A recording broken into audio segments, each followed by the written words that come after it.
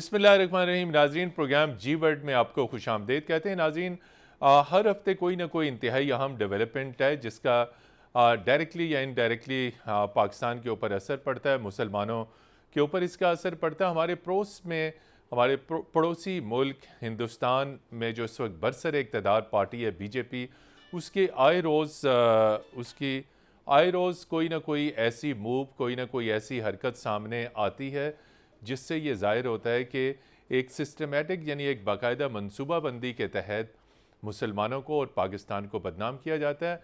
अदमपुर हिंदुस्तान का एक शहर है, वहाँ पर कुछ रोज़ कबल एक हिंदू टेलर का कत्ल होता है और उस कत्ल का इल्ज़ाम दो मुसलमानों पर डाला जाता है। लेकिन जब तहकीकात की जाती हैं तो पता चलता है कि दोनों कातिल जो हैं उनका ताल्लुक़ ख़ुद बीजेपी के साथ है। फिर भारतीय मीडिया ने इस बात की कोशिश की कि इन दोनों का ताल्लुक़ पाकिस्तान के साथ जोड़ा जाए, यानी पाकिस्तान में जो कायम बाज़ तंजीमें हैं उनके साथ इसका जोड़ा जाए। लेकिन इसमें इंतहाई अहम पेशरफ्त यह आई है कि ख़ुद नामवर भारतीय मीडिया ग्रुप इंडिया टुडे ने इस सारी कंपेन और इस सारी साजिश को बेनकाब किया। इसके साथ साथ वेस्ट में यूरोप में मुकीम अशोक सवाई जो इंडिपेंडेंट एनालिस्ट हैं, उन्होंने भी इसको एक्सपोज किया और कहा कि पुलवामा टाइप एक और फॉल्स फ्लैग इंडिया का ऑपरेशन हो सकता है।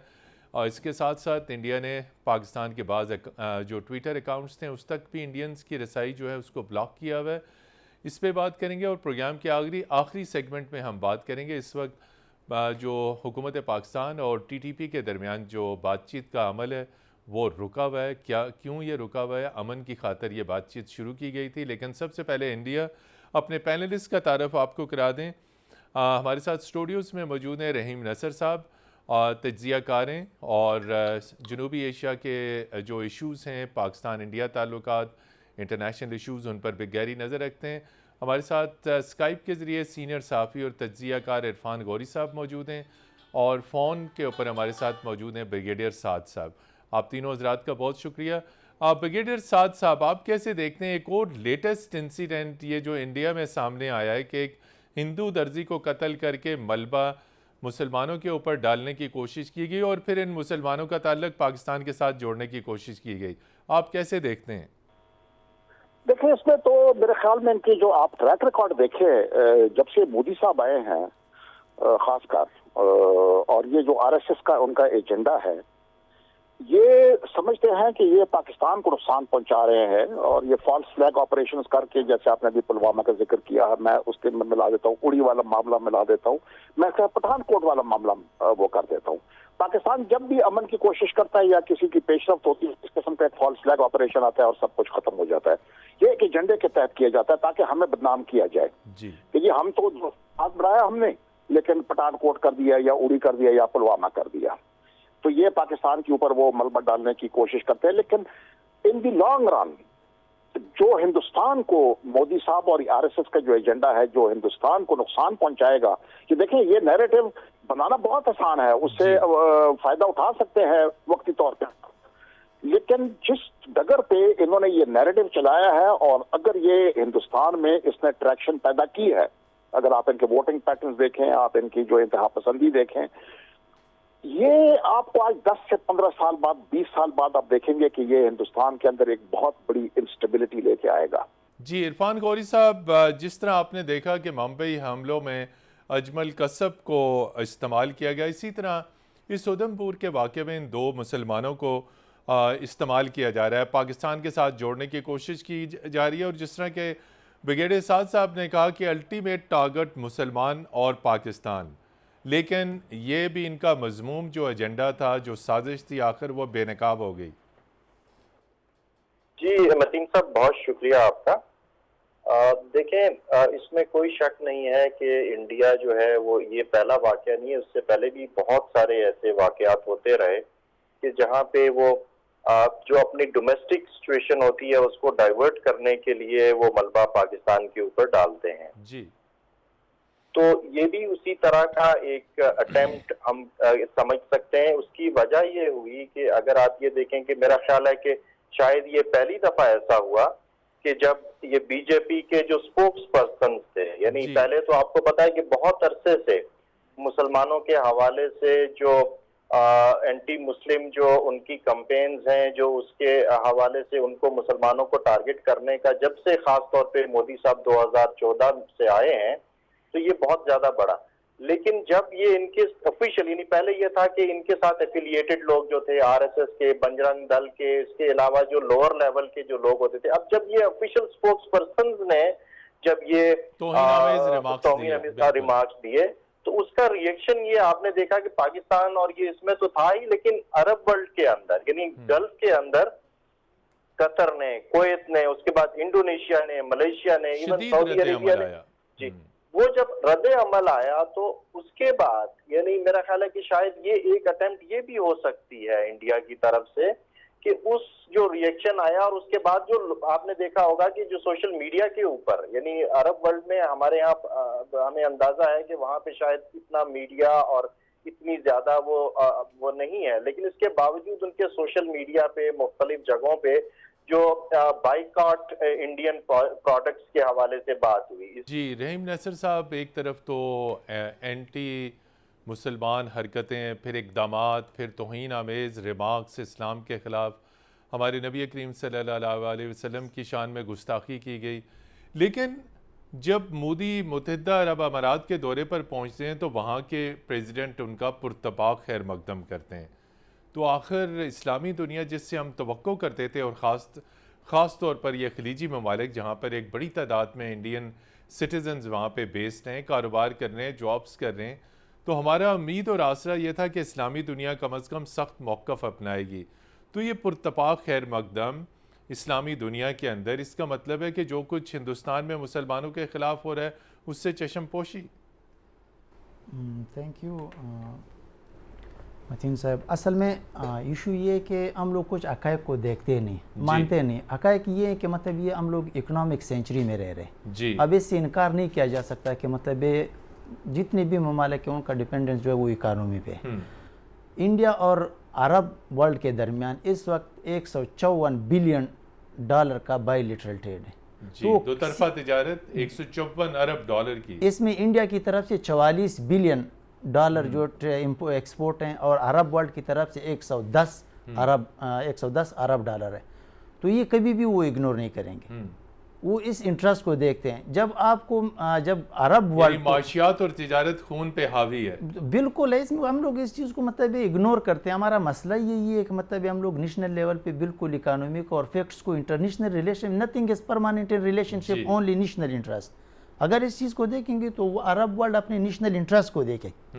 आपने यमन में फौज भेजने की मुखालफत कर दी तो सऊदी अरब ने क्या कर दिया, जाके डायरेक्ट रेड कार्पेट इस्तकबाल किया था मोदी का।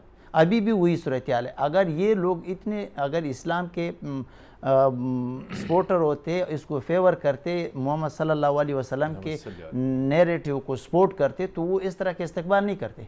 तो ये हमारे लिए भी एक पैगाम है कि हम लोग इस चीज़ को, जब आपको 70s में 80s में ज़रूरत थी अरब वर्ल्ड को पाकिस्तान के, तो आपको मिलिटेंसी के लिए इस्तेमाल किया गया, आपको स्पॉन्सर किया गया। लेकिन इस वक्त उनको इंडिया ज़रूरत है डेवलपमेंट के लिए, स्किल्स के लिए, आईटी के लिए और दूसरे सेक्टर्स में डेवलपमेंट के लिए। उन्होंने इंडिया को ही प्रेफर करना है, उनको सपोर्ट करना है। तो लाजमन वो उस चीज़ को इग्नोर करेंगे, उसका कंसर्न इससे नहीं, अभी रिलीजन को एज ए टूल इस्तेमाल करेंगे। यहाँ पर लेते हैं नाज़रीन एक ब्रेक के बाद आपकी खिदमत में फिर हाजिर होंगे, हमारे साथ रहिएगा।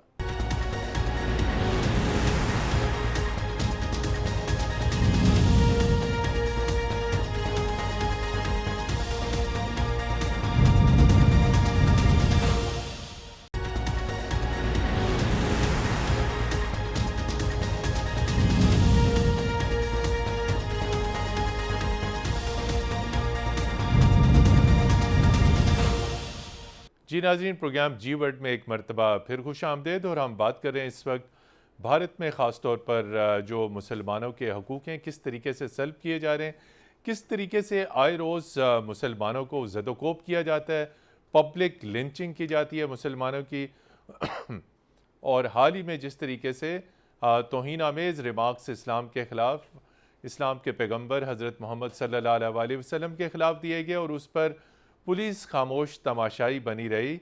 और जब बीजेपी के इंतहा पसंद गुंडों ने जहाँ जहाँ मुसलमानों के ऊपर हमले किए, पुलिस ने किसी किस्म की कार्रवाई नहीं की, बल्कि कई मकामात पर पुलिस शरीक जुर्म बनी रही। ब्रिगेडियर साद साहब, इस सारे वाक़े पे भारतीय सुप्रीम कोर्ट तो खामोश रही। बहुत कोशिश की गई कि भारतीय सुप्रीम कोर्ट कुछ लब कुशाई करे। आखिर उसने एक फ़ैसला तो दे दिया कि जो बीजेपी की स्पोक्स पर्सन है नूपुर शर्मा, वो इस वाक़े पर पूरी भारतीय कौम से माफ़ी मांगे।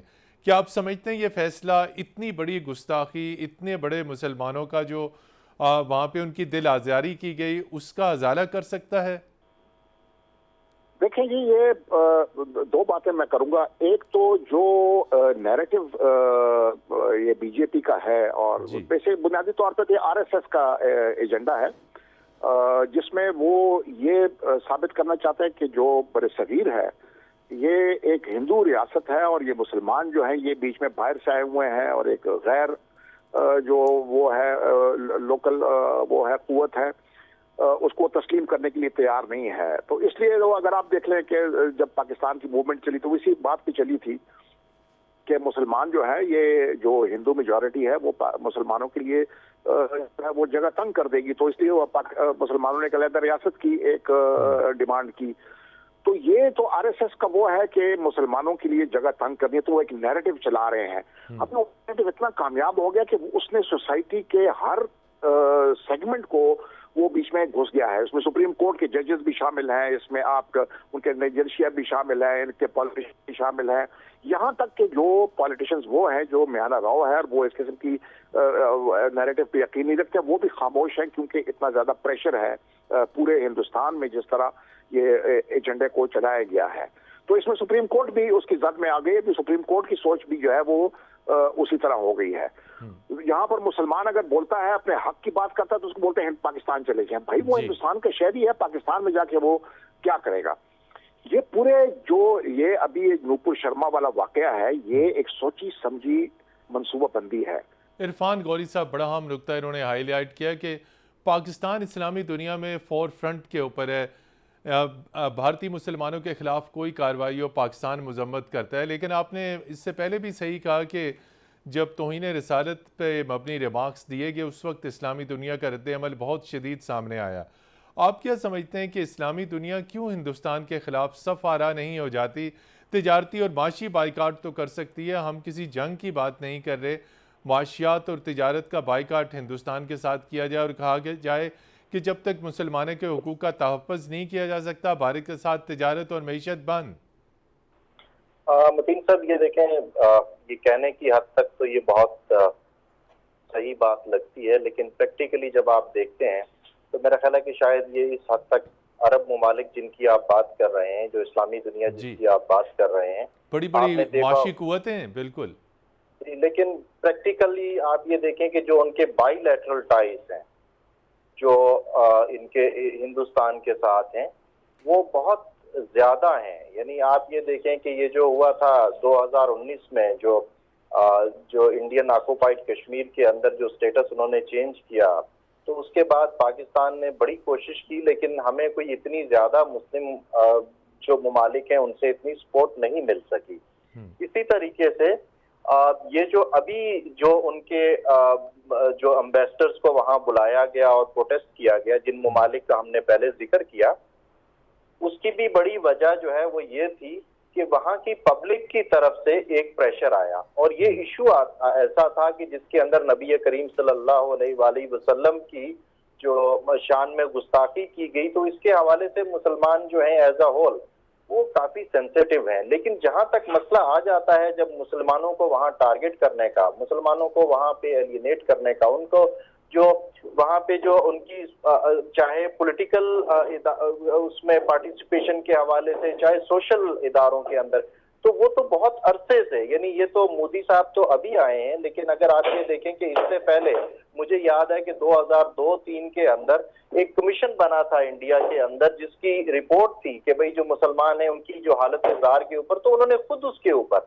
यानी वो बीबीसी के ऊपर वो उसकी रिपोर्ट्स की जो है वो पड़ी हुई हैं अभी तक, अगर आप देखेंगे तो वो उसमें भी जिक्र किया गया था कि मुसलमान जो है वो सिस्टमेटिकली उनको जो है वो कौमी दहारे से और उससे पीछे किया जा रहा है। जी रहीम नसर साहब, इंडियन मीडिया की जो रिपोर्टिंग है वो भी बहुत अफसोसनाक है इस सारे मामले में।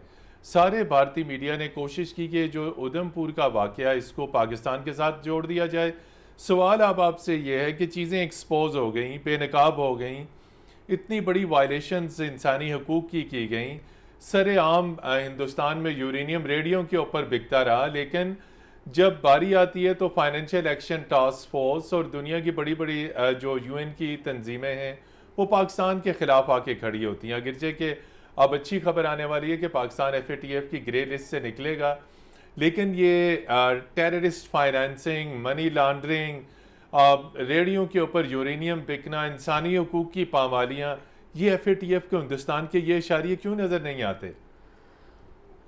सर जी आपकी बात तो बिल्कुल सही है, लेकिन फिर बात वही आ जाती है, एक इकानमी की बात आ जाती है, दूसरी फॉरेन पॉलिसी की आ जाती है। जी, ये बिल्कुल क्लियर है कि इंडिया जो है इमर्जिंग एक पावर है एशिया लेवल पे। चाइना के बाद समझ ले या चाइना के साथ तो कंपेयर पहला नहीं कर सकते हम लोग।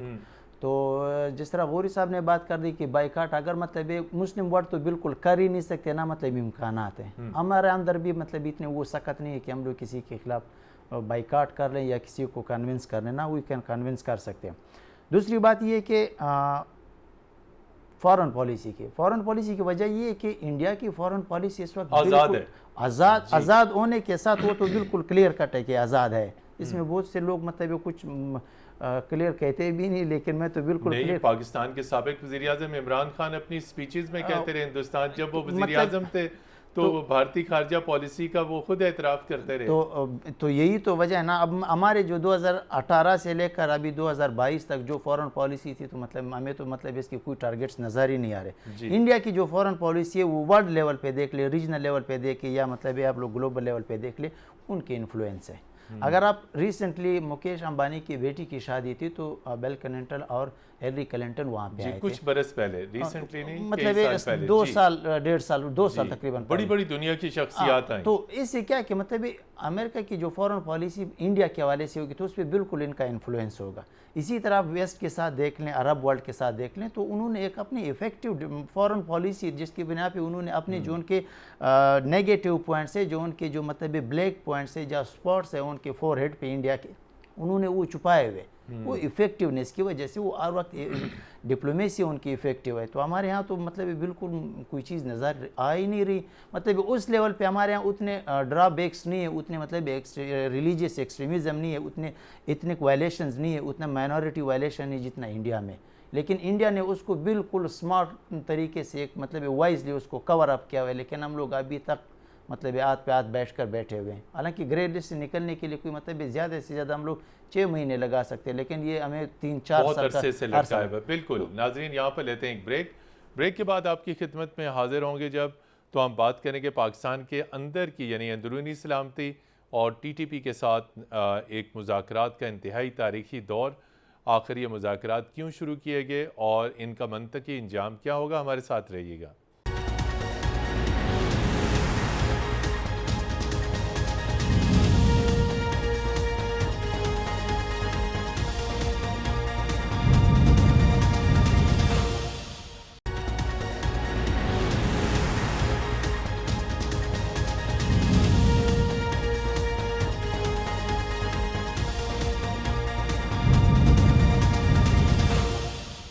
नाज़रीन, प्रोग्राम जी वर्ल्ड में एक मरतबा फिर खुश आमदीद। और जैसे कि हमने कहा था कि आखिरी सेगमेंट में हम पाकिस्तान के अमन और सलामती की बात करेंगे। तहरीक तालिबान पाकिस्तान जिसने पाकिस्तान के ख़िलाफ़ एक इंतहाई खून रेज़ और खूनी जंग कई दिहाइयों तक मुसल्लत किए रखी, आखिर उसके साथ अब मुज़ाकरात शुरू किए गए। लेकिन मुज़ाकरात एक मरतबा फिर तातुल का शिकार हैं, इसलिए कि TTP का मुतालबा है कि जो साबिक ट्राइबल एरिया जिनका इंतज़ाम किया गया KPK में, उसे दोबारा रिवर्स किया जाए। ब्रिगेडियर साद साहब, आप इन इश्यूज़ के ऊपर बड़ी गहरी नज़र रखते हैं। अब इस नुक्ते के ऊपर आके मुज़ाकरात तातुल का शिकार हो गए, तो क्या आप समझते हैं कि इतना बड़ा जो आइनी फ़ैसला था, यानी जिसके ऊपर पार्लियामेंट से तरमीम की गई, फिर बहुत तवील होम वर्क किया गया, क्या ये मुमकिन है कि जो ये इंज़माम शुदा ट्राइबल एरिया से इनको दोबारा रिवर्स किया जा सके? क्या इस नुक्ते के ऊपर हुकूमत तालिबान के सामने यानी TTP के सामने अपने आप को सरेंडर कर सकती है? देखिए, मैं उसूली पहले बात करूंगा, और उसूल ये है कि आप दहशतगर्द तंजीमों के साथ बातचीत नहीं करते। किसी सूरत में लेकिन नहीं सर करेंगे। अमन के लिए तो बातचीत नहीं, बैठना पड़ता है।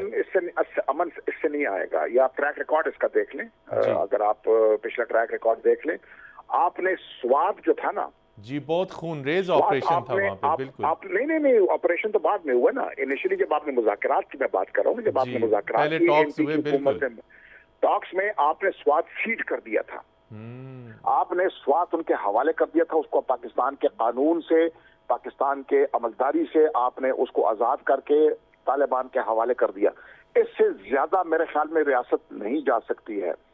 उससे क्या हुआ कि यहाँ तक कि आप उन्होंने के स्वात तक महदूद रहे, वो अगले ही दिन, आज मुज़ाकरात के ऊपर दस्तखत हुए, वो अगले दिन बुनेर में फैल गए। बुनेर से वो निकल के वो पहाड़ियों के ऊपर आ गए, और ये मौलाना फजलुर रहमान का अल्लाह भला करे कि उन्होंने बताया कि जी ये तो तरबेला डैम के ऊपर बैठ गए इस वक्त जी, और वहां से इस्लामाबाद आने वाले हैं। वहां से इस्लामाबाद सिर्फ 120 किलोमीटर है। तो उसके बाद जाके हमें होश आया और हमने उनके खिलाफ एक फैसलाकुन ऑपरेशन किया। बिल्कुल। इरफान गौरी साहब, ये तालिबान यकीनी तौर पे पाकिस्तान के खिलाफ और जितने इन्होंने खूनरेज और मजालिम किए, लेकिन हुकूमत पाकिस्तान का ये कहना है कि ये मुज़ाकरात आइन और कानून के दायरे के अंदर और पार्लियामेंट को एतमाद में लिया भी गया। अस्करी क़यादत ने आपने देखा कि इत्तेफाक राय यही हुआ कि जो भी पेशरफ्त होगी, प्रोग्रेस होगी, पार्लियामेंट में इसे पेश किया जाएगा और पॉलिटिकल पार्लियामेंट्री अप्रूवल होगी। जिस तरह ब्रिगेडियर साद साहब कह रहे हैं कि मुज़ाकरात नहीं होने चाहिए, तो अब ऑप्शन क्या है अमन के लिए? मतीन साहब, इसमें ये इशू इतना कॉम्प्लिकेटेड है कि इसके ऊपर हमारे पास बहुत कम टाइम होगा। लेकिन बदकिस्मती के साथ आपने देखा होगा कि जो हमारी पॉलिटिकल लीडरशिप है, उन्होंने बहुत अरसा पहले ही ये जो इस तरह के सिक्योरिटी इश्यूज हैं वहाँ पे उन्होंने उसको गिव अप किया हुआ है, और उसकी बजाय जो हमारे इदारे हैं जी, जिनको हम सिक्योरिटी के इदारे कहते हैं, उन्हीं की इनसाइट को हम जो है ना वो ब्लाइंडली ट्रस्ट करते हैं जी। और ये इदारे जो हैं ये अपनी अप्रोच बदलते रहते हैं। और कभी ये होता है कि हमें पता चलता है कि मुज़ाकरात हो रहे हैं, कभी पता चलता है कि ये ऑपरेशन हो रहा है, शिकार हो गए। अच्छा, अब बात ये है कि अब जब हम बात करते हैं कि क्या ये कॉन्स्टिट्यूशन के एम्बिट में हो रहा है, तो ये इसको साबित करना ये कोई आसान काम नहीं होगा, क्योंकि कॉन्स्टिट्यूशन में तो अगर एक प्रोस्क्राइब्ड ऑर्गेनाइजेशन है या बैंड ऑर्गेनाइजेशन है, उसके साथ आप किस तरीके से, तो और फिर टीटीपी का अगर आप ट्रैक रिकॉर्ड देखें और जितनी हमारी कैजुअलिटीज हुई हैं, मैं अभी आपको अगर कोट कर सकूं, ये पिछले दिनों ये Pakistan institute of peace studies की मैं आपको 2007 से लेके अब तक यानी कोई तकरीबन 3280 अटैक्स जो हैं वो, यानी बाकी को छोड़ें, बाकी जो उनके एफिलिएटेड है जो डायरेक्टली टीटीपी जिनको वो उसमें से 301 जो हैं वो सुइसाइड बॉम्बिंग्स हैं, खुदकुश हमले। जी, खुदकुश हमले ये जो टीटीपी ने किए हैं, ये 2007 से मैं बात कर रहा हूँ, और उसके अंदर कोई 7500 हमारे लोग, जिसके अंदर से तकरीबन 2500 से ज्यादा जो हैं वो सिक्योरिटी ऑफिशियल्स हैं। और फिर ये कि बाकी मुख्तलिफ, यानी अगर आप बड़ी लंबी तफसील हो जाएगी कि यानी ये इतने लोग, और 15,000 से ज्यादा लोग जो हैं। फिर आपको अभी ब्रिगेडियर साहब ने भी मेंशन किया ये जो बहुत बड़ा यानी ट्रेजेडी, जिसके बाद हमने एक बहुत बड़ी चेंज आई यहाँ पे भी माइंडसेट के अंदर, कि वो जो एपीएस वाला अटैक हुआ था। तो इस तरह की सारी चीजें, फिर उससे पहले भी आपको याद होगा मतीन भाई, आप भी कवर करते रहे हैं ये जो सिक्योरिटी इश्यूज हैं, कि हमें पता चलता था जी कि वो जो फाटा के अंदर मुख्तलिफ जगहों के ऊपर पहले इनके साथ जो है वो कोई एग्रीमेंट जो है पीस एग्रीमेंट साइन हुआ, लेकिन फिर वो नहीं चल सका। अब जो सिचुएशन है इसमें देखें, जब वो वहां पे बैठे हुए अफगानिस्तान के अंदर, और अफगानिस्तान के अंदर तालिबान की हुकूमत है, और तालिबान को जब हम ये कहते हैं कि उनके खिलाफ एक्शन करो, तो तालिबान उससे माजरत कर लेते हैं, क्योंकि उसकी वजह यह है कि तालिबान और वो नजरियाती तौर पे एक दूसरे के अलाइज हैं। प्लस तालिबान ये कहते हैं कि अगर हम इनके खिलाफ ऑपरेशन करते हैं तो ये दाइश के साथ और उन लोगों के साथ जो है वो मिल जाएंगे, तो वो हमारे लिए प्रॉब्लम क्रिएट होगी। तो ये अब इतना एक कॉम्प्लिकेटेड सा इशू बन चुका है कि इसके अंदर इससे और फिर ये तवक्को रखना, और जो मुतालबात हैं कि जिसके अंदर ये है कि जो फाटा का मर्जर है इसको खत्म करें, वहां पे इनको इनके हवाले कर, जो जिस तरह का निजाम ये चाहते हैं ये दे दें, तो इसका मतलब तो ये हो गया कि स्टेट जो है वो एब्डिकेट कर दे वहां पे जो अपनी रिस्पॉन्सिबिलिटीज हैं और उनके आगे छोड़ दे। रहीम नसर साहब, आपकी इन इशूज़ के ऊपर गहरी नज़र, आप कैसे देखते हैं कि आखिर जब ये फाटा का मर्जर ख़त्म नहीं हो सकता और इतनी बड़ी कुर्बानियाँ पाकिस्तान की अवाम ने, सिक्योरिटी फोर्सेस ने दी, क्या इन मुज़ाकरात में ये सब चीज़ें नज़रअंदाज हो जाएंगी? आखिर क्या ऑप्शंस और पॉइंट्स हैं जिस पे मुज़ाकरात कामयाब हो सकते हैं? लेकिन अमन तो हमें लाना ही लाना है। बिल्कुल, अमन की तो ज़रूरत ही है कि मतलब फाटा को हम लोग अमन का गहवारा बनाएं, लेकिन इसमें जब भी नेगोशिएशन होती है, नेगोशिएशन हर इंसर्जेंसी का सर हल है। बग़ैर नेगोशिएशन के कोई भी इंसर्जेंसी जो है वो एंड अप नहीं होती। तो इस चीज़ को हम लोगों ने पॉलिटिकल नेगोशिएशन कह दें, पॉलिटिकल डिस्कशन कह दें, इसको हम लोगों ने बिल्कुल एक्टिव रखना है। लेकिन इसके साथ ज़रूरी ये है कि उस वहाँ पे फाटा में कुछ चीज़ों को हम लोगों ने समझने की ज़रूरत है ताकि चीज़ों को जो अमन है उसको मेंटेन कर सके। पहले ये कि मतलब पाकिस्तान मिलिट्री हम लोग कह सकते हैं कि उन्होंने जाके कबायली इन लोगों को भिजवा के काबुल में उनके साथ जरगा किया था, लेकिन जरगे के बाद बिलावल भुट्टो साहब ने उन पर स्टेटमेंट दे दी कि आप लोग हमारी इजाज़त के बगैर क्यों गए थे। तो उन्होंने अपने फेडरल मिनिस्टर साजिद तोरी साहब को और खुनज़ादा चट्टान को भी नोटिस जारी कर दिए थे। तो अब ये कि पहले ज़रूरी ये कि हम लोग अपने अंदर सिविल मिलिट्री एक पेज पे हो जाए, ये सबसे लाजमी। दूसरी चीज़ ये कि मतलब आप कब तक मतलब इन चीज़ों को काउंटर करेंगे? काउंटर करने के लिए टाइम है ही नहीं। आपने करना ये कि अगर चाहते हैं कि मतलब तालिबान को ख़त्म कर लें या वहाँ पे सिक्योरिटी इशू ख़त्म कर लें, तो लाजमी चीज़ ये है कि मतलब हम लोग पहले तो हम लोग प्रेशर अगर नहीं पुट कर सकते तो कम अज़ कम TTP को, TTA को हम लोग ये कह सकते हैं अफगान तालिबान को कि भाई जिसके ज़रिए से ये टॉक्स हो रहे हैं कि हम लोगों ने आपको दोहा में, कतर में बाकी लोगों के साथ फैसिलिटेट किया था, सब कुछ हम लोग पे लेबल लगे थे, सेंक्शंस लगे थे, लेकिन आप लोग अभी भी इन लोगों के साथ हमें बिठा दें अगर बिठाना चाहते हैं या चाहते हैं कि मतलब हमारे यहाँ पे सिक्योरिटी इशू ख़त्म हो जाए। दूसरा ये कि मतलब हम लोगों ने एक चीज़ को बहुत इग्नोर किया। अभी रिसेंटली फाटा के लिए कोई 80 अरब के करीब पैसे रखे गए थे, लेकिन उसमें कोई 20 अरब रुपए भी एक्सपेंड नहीं हुए थे, वहाँ पे खर्च नहीं हुए थे फाटा में। इंफ्रास्ट्रक्चर डेवलपमेंट वहाँ पे लाजमी है। जब इस पर गुर्बत होगी, जब अंडर डेवलपमेंट होगी, लाजमी है एजुकेशन वहाँ पे होनी चाहिए, हेल्थ एक्टिविटीज़ वहाँ पे होनी चाहिए, गवर्नमेंट मतलब वहाँ पे परफॉर्मेंस दिखाए, तो ये एक स्पेस नहीं रहेगी इंसर्जेंट्स के लिए, एक्सट्रीमिस्ट के लिए। जी ब्रिगेडियर साथ साहब, क्विक थिंग, इस वक्त जो मौजूदा कोलिशन गवर्नमेंट ऑफ और अमेरिका के दरमियान इंसदाद दहशतगर्दी के ऊपर जो है वो बड़े करीबी रवाबत और टॉक्स जारी हैं, क्या आप समझते हैं कि मौजूदा हुकूमत, चूँकि अमेरिका की तरफ से मुतालबा रहा कि हमें पाकिस्तान में ड्रोन के लिए अड्डे चाहिए ताकि अफ़गानिस्तान में जो बढ़ती भी दहशतगर्दी है उसे इन ड्रोन के ज़रिए कुचला जा सके, तो क्या इतना बड़ा फ़ैसला हुकूमत पाकिस्तान अमेरिका का ये डिमांड मान लेगी? पिछली हुकूमत ने तो एब्सोल्युटली नॉट कह के ये मुस्तरद कर दिया था। देखिए, अमेरिका ने, पिछली हुकूमत ने जो है गलत बयानी से काम लिया था। पिछली हुकूमत ने, अमेरिका ने कोई अड्डे जमीन के ऊपर नहीं मांगे थे, उनको जरूरत नहीं है जी। अगर आप उसको ओवर द होराइजन, अभी आप मुझे बताएं ना, ओवर द होराइजन अगर आप इजाजत नहीं भी देंगे तो वो क्या रुकेंगे?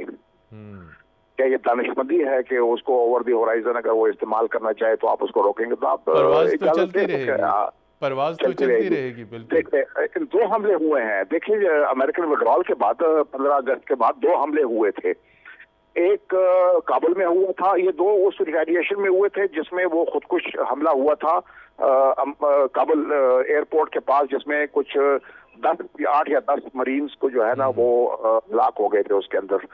तो उसके रिटेलिएशन में 2 हमले आए थे। अभी वो ड्रोन अटैक्स थे या F-16 स्ट्राइक्स थी, उसके ऊपर मुझे उसका सही अंदाजा नहीं है, लेकिन 2 स्ट्राइक्स हुई थी। एक काबुल में हुआ था जो गलत हो गया था, वो किसी इनोसेंट लोगों को, मासूम लोगों को जो है वो उनको निशाना बनाया गया था, जिसमें बच्चे भी शामिल थे। इस वक्त पाकिस्तान के पास वाहिद ऑप्शन है कि अपने आइन और कानून के तहत अमन को हर सूरत में ट्राइबल एरियाज़ में मगरबी सरहदों के ऊपर कायम करे, और ये अमन का हसूल इंतहाई मुश्किल है। किन शराइत के ऊपर ये बातचीत TTP के साथ होनी चाहिए, ये शराइत बहुत मुश्किल हैं TTP की पाकिस्तान के लिए मानने के लिए, और लेकिन फिर कुछ ना कुछ अमन के लिए, दहशत गर्दी को कुचलने के लिए कुछ ना कुछ, जिसे कहते हैं कुछ दो और कुछ लो, ये असूल करना पड़ेगा। रहीम नसर साहब, इरफान गौरी साहब, ब्रिगेडियर रिटायर्ड साद साहब, आप तीनों हज़रात का बहुत शुक्रिया। प्रोग्राम जी वर्ल्ड की टीम को अगले इतवार तक के लिए इजाज़त दीजिए। खुदा हाफिज़।